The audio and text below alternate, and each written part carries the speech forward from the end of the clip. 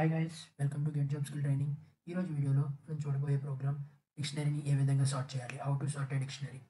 So ఇది ఒక interview question అనమాట. ఎందుకంటే మనకి లిస్ట్లో టపుల్లో వీటిలో చూసుకుంటే డైరెక్ట్గా సార్టింగ్ చేయడానికి ఇన్బిల్ట్ ఫంక్షన్స్ ఉన్నాయి, కానీ ఈ డిక్షనరీలో మనకి ఇన్బిల్ట్ ఫంక్షన్స్ లేవు. సో అందుకని మనం ఏ విధంగా చేస్తామని చెప్పి ఇంటర్వ్యూలో అడగచ్చు. దానికోసమే నేనైతే ఈ వీడియో చేస్తున్నాను. ఈ వీడియో కూడా ఇంపార్టెంట్. ప్లీజ్ ఒకసారి ఈ వీడియో అయితే మనం చూద్దాం అనమాట. ఇట్లా క్వశ్చన్ అయితే చూద్దాం. ఏంటంటే డిక్షనరీ అనేది మనకి ఇవ్వడం జరిగింది. రవి అంటే డిక్షనరీ అంటే మీకు తెలిసినట్టు కీ వాల్యూ పేర్స్ ఉంటాయి. దీని మీద డెడికేటెడ్ వీడియో కావాలి అంటే కింద కామెంట్లో చెప్పండి. నేను దీని మీద డెడికేటెడ్ వీడియో డిక్షనరీస్ ఏంటి, దాని ఇన్బిల్ట్ ఫంక్షన్స్ ఏమేమి ఉంటాయి, మొత్తం కాన్సెప్ట్స్ అన్ని చేస్తాను. ఈ రోజు అయితే నేను మీకు బ్రీఫ్గా ఈ ఎంత యూజ్ అవుతుందో అంతవరకు నేను చెప్తాను అనమాట. సో డి అనే డిక్షనరీ కీ వాల్యూ పేర్స్ ఉంటాయి. ఈ రవి అనేది కీ అవుతుంది, ఈ 10 అనేది వాల్యూ అవుతుంది. ఇది కీ, ఇది వాల్యూ. ఇప్పుడు మనం ఏం చేయాలంటే వాల్యూస్ ఆధారంగా మనం ఈ డిక్షనరీ సార్ట్ చేయాలి. సార్ట్ అంటే ఏంటంటే ఏదైనా చిన్న నుంచి పెద్దకి కానీ, పెద్ద నుంచి చిన్న ఎలిమెంట్స్కి కానీ మనం వాటిని అమర్చాలన్నమాట. అంటే ఇక్కడ మీకు ఒకవేళ మీరు అసెండింగ్ ఆర్డర్లో రావాలి అనుకుంటే యష్ 2 కాబట్టి ఇది ఫస్ట్ రావాలి. నెక్స్ట్ రజనీష్ 9 కాబట్టి ఇది సెకండ్ రావాలి. అలాగే రవి 10 కాబట్టి ఇది థర్డ్ రావాలి. ఆ విధంగా మనకి కీ వాల్యూ పేర్స్ అనే వాటిని ఈ వాల్యూస్ నెంబర్స్కి బేస్ చేసుకొని మనం వాటిని సార్ట్ చేయాలి, అంటే ప్లేస్ చేయాలన్నమాట. ఓకే, సో ఈ విధంగా మనం ఈ ప్రోగ్రామ్ చేయాలి. సో ఫస్ట్ మనం ఏ విధంగా చేద్దాం ఆలోచిద్దాం. ముందు మీకు డిక్షనరీ గురించి ఏంటంటే, ఈ డిక్షనరీ నేను ఒకవేళ ఇలా తీసుకున్నట్లయితే దీన్ని ఏమంటారంటే ఎంప్టీ డిక్షనరీని డిఫైన్ చేయడం అంటారు. సో ఎప్పుడైనా డిక్షనరీలో గుర్తుపెట్టుకోండి, వాల్యూ పేర్స్ అనేవి ఎప్పుడు యూనిక్గా ఉంటాయి తప్ప ఇప్పుడు కీస్ ఎప్పుడు కూడా మనకి యూనిక్గా ఉంటాయి తప్ప డూప్లికేట్ ఉండవు. అంటే ఇక్కడ రవి అన్నది ఇంకొకసారి రాదనమాట. ఈ నెంబర్స్ కానీ రావచ్చు, ఈ నెంబర్స్ వాల్యూస్. సో కీస్ అనేవి ఎప్పుడు యూనిక్గా ఉంటాయి. దానికి సంబంధించిన వాల్యూస్ కాపీ ఏమంటారు రిపీట్గా రావచ్చు. ఓకే, సో ఇప్పుడు మీకు తెలియాల్సిన ఇంకోటి ఏంటంటే, ఈ డి అనే డిక్షనరీ కాబట్టి డి డాట్ ఐటమ్స్ అని కనుక ఒక ఫంక్షన్ ఉంది డీలో, అంటే డిక్షనరీస్లో. దీన్ని కనుక నేను ఒకసారి ప్రింట్ చేసినట్లయితే మీకు ఏమొస్తుందో మీరు గమనిస్తే, ఒకసారి ఇక్కడ మీరు ఒకసారి చూస్తే చూడండి, మొత్తం కీ వాల్యూ పేర్స్ అనేవి ఒక టపుల్లో వస్తున్నాయి అనమాట. టపుల్లో అండ్ ఇవన్నీ ఒక లిస్ట్, ఇవన్నీ ఒక టపుల్లో ఉన్నాయి అండ్ ఇవన్నీ అన్ని కలిపి ఒక లిస్ట్లో ఉన్నాయి. అంటే డి డాట్ ఐటమ్స్ అంటే ఏంటంటే బోత్ కీ అండ్ వాల్యూస్ని ఇది సెపరేట్ చేస్తుంది. ఈ సెపరేట్ చేసి ఇదొక ఎలిమెంట్గా మనకి జనరేట్ చేస్తుంది. సో డి డాట్ ఐటమ్స్లో బోత్ కీ అండ్ వాల్యూ ఉంటాయి, అది గుర్తుపెట్టుకోండి. ఇప్పుడు ఒకవేళ మీకు ఓన్లీ కీస్ కావాలంటే కనుక ఓన్లీ కీస్ అనేవి మనకి డిస్ప్లే అవుతాయి. ఓకే, అలాగే ఇక్కడ మనం వాల్యూస్ పెట్టినట్లయితే ఓన్లీ వాల్యూస్ అనేవి డిస్ప్లే అవుతాయి. సో ఐటమ్స్ పెడితే మనకి కావాలంటే కీస్ పెడతాం, వాల్యూస్ కావాలంటే డాట్ వాల్యూస్ పెడతాం. సో ఈ మూడు అర్థమే కదా, ఇవి మనకి బేసిక్ ఇప్పుడు మనకి యూజ్ అయ్యేవి అనమాట. సో ముందు మనకి ఈ దేని పరంగా మనం సార్ట్ చేయాలనుకుంటున్నాము, నెంబర్స్ పరంగా కాబట్టి ముందు ఆ నెంబర్స్ నేను సెపరేట్ చేస్తాను. అంటే సెపరేట్ అంటే ఈ విధంగా లిస్ట్ కింద ఎలాగైతే వచ్చిందో మనకి ఇలా సెపరేట్ నెంబర్స్, ఆ విధంగా నేను వీటిని సెపరేట్ చేయాలనుకుంటున్నాను అనమాట. సో దానికోసం నేను ఏం రాస్తాను, ఈ డాట్ వాల్యూస్ రాస్తాను ఇప్పుడు అన్నట్టు. కాకపోతే ఈ డాట్ వాల్యూస్ అనేవి నాకు ఎలా రావాలి, సార్ట్ టైపే రావాలి. ఎందుకంటే మనకు కావాల్సింది సార్ట్ టైప్ కాబట్టి సార్ట్ టైపే రావాలి. నేను అసెండింగ్ ఆర్డర్ ట్రై చేస్తున్నాను కాబట్టి నేను ఒక ఫంక్షన్ ఉంది, మనకి లిస్ట్ కదా మనకు వచ్చింది లోపల ఇది. కాబట్టి ఈ లిస్ట్ మనం సార్ట్ చేయడానికి సార్టెడ్ ఆఫ్ ఈ వాల్యూస్ ఇచ్చినట్లయితే మనకి ఇవి సార్ట్ అయిపోయి వస్తాయి. ఫర్ ఎగ్జాంపుల్ దీన్ని నేను సార్టెడ్ వాల్యూస్ అనుకుంటే ఎస్వి ఫర్ ఎగ్జాంపుల్. ఇక్కడ నేను ప్రింట్ చేశాను అనుకోండి ఎస్విని. ఇప్పుడు ఏం రావాలంటే మనకి ఈ నెంబర్స్ అనేవి ఏవైతే ఈ వాల్యూస్ అయితే ఉన్నాయో వాల్యూస్ అన్ని సార్ట్ అయిపోయి ఒక లిస్ట్గా మనకి డిస్ప్లే అవుతాయి. చూడండి ఇక్కడ 2, 9, 10, 15, 32 వచ్చాయి కదా. సో ఎస్వి అనేది సార్టెడ్ వాల్యూస్. సార్టెడ్ అనే ఫంక్షన్ యూస్ చేసుకొని ఈ వాల్యూస్ అన్నిటిని సార్ట్ చేసి సెపరేట్ చేసాం. ఇప్పుడు నేను మనం చేయబోయేది ఏంటంటే, ఈ సార్టెడ్ వాల్యూస్ ఏవైతే ఉన్నాయో ఈ ప్రతి అంటే ఫస్ట్ మీరు కింద చూస్తే ఇవి సార్టెడ్ వాల్యూస్. ఈ 2 అనే వాల్యూని ఈ ఈ డిక్షనరీతో కంపేర్ చేస్తాను, అంటే ఈ డిక్షనరీ యొక్క వాల్యూస్తో కంపేర్ చేస్తాను. ఈ 2 అనే వాల్యూ అంటే ఎస్వి వాల్యూస్ని ఈ డిక్షనరీలో ఉన్న వాల్యూస్తో కంపేర్ చేస్తాను. ఫస్ట్ ఈ ఎస్వి వాల్యూ ఎంత, ఫస్ట్ ఇది 2.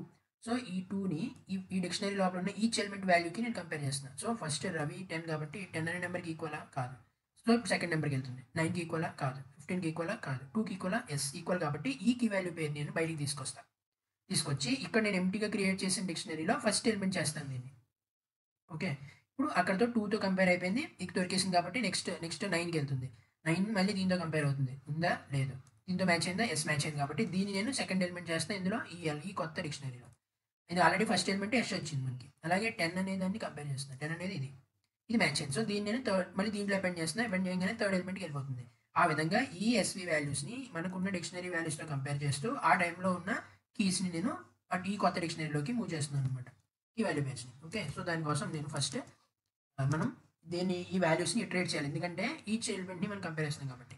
ప్రైమ్ ఇన్ ఎస్వి ఇటరేషన్కి ఐ వాల్యూస్ ఏమవుతాయి, ఒకసారి 2 అవుతుంది, ఒకసారి 9 అవుతుంది, ఒకసారి 10 అవుతుంది, ఒకసారి 15, ఒకసారి 32. ఈ విధంగా మనం ఏవైతే ఎస్వి లిస్ట్లో ఉన్నాయో అవన్నీ ఈచ్ లూప్కి అవుతాయి అనమాట. ఇప్పుడు ఏంటి, నేను ఇందాక చెప్పినట్టు ఈ కీ వాల్యూ పేర్స్లో కంపేర్ చేయాలి. మనకి కీ కంపేర్ కాదు, వాల్యూస్ కంపేర్ కాబట్టి ఈ డిక్షనరీలోంచి మనం మళ్ళీ వాల్యూస్ని డిస్ప్లే చేయాలి. అది ఫర్ లూప్లో ఈచ్ ఇటరేషన్లో ఈచ్ వాల్యూ అనేది ఇటరేట్ అవుతూ ఉండాలన్నమాట ఈ డీలో. సో అలాంటప్పుడు ఏం చేస్తాం, ఇందాక నేను చెప్పినట్టుగా మీకు ఇప్పుడు డీ డాట్ ఐటమ్స్ అని చెప్పాను కదా మీకు. డీ డాట్ ఐటమ్స్ అంటే ఏంటి? బోత్ కీ ఇన్ వాల్యూస్ ఉంటాయి. వీటిని ఎలా యాక్సెస్ చేస్తాము?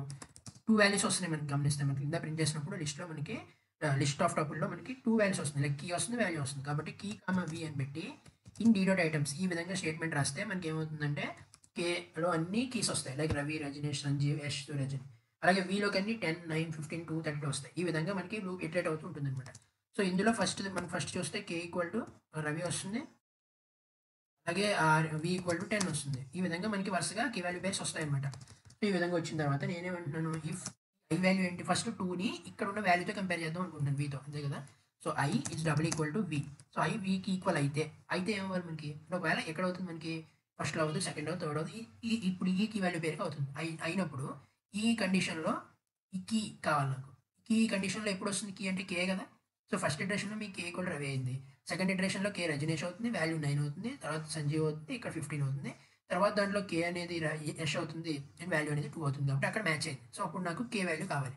సో కే వాల్యూ తీసుకొచ్చి నేనేం చేస్తాను, మనకి ఎప్పుడైనా డిక్షనరీ లోపల మీరు అసైన్ చేయాలంటే లైక్ ఈక్వల్ టు వాల్యూ ఈ విధంగా మనం రాసినట్లయితే ఈ కీకి వాల్యూకి యాడ్ అవుతుంది అనమాట. అంటే ఎప్పుడైనా నేను ఇలా రాస్తే కీ కాలన్ వాల్యూ అనేది మనకి ఈ డిక్షనరీలోకి యాడ్ అయిపోతుంది అనమాట, అపెండ్ చేయడం లాంటిది.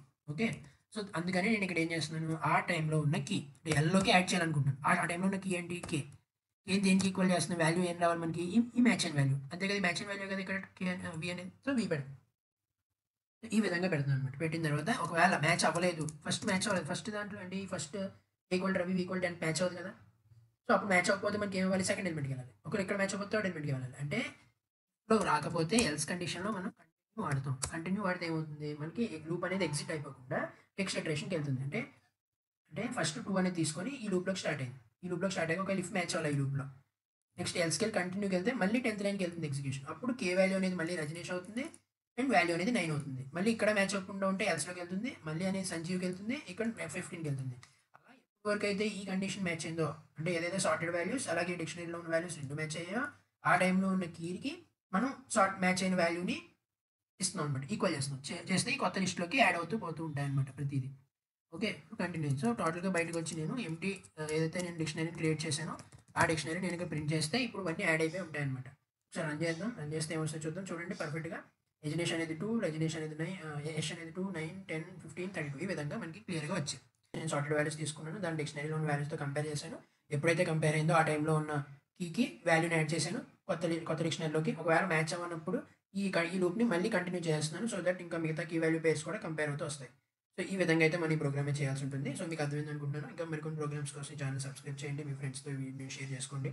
మొదటిసారి చూస్తుంటే మన ఛానల్ని సబ్స్క్రైబ్ చేయండి. ఇంకా మీకు ఏమైనా టాపిక్స్ కావాలంటే కింద కామెంట్లో చెప్పండి, I will do that video.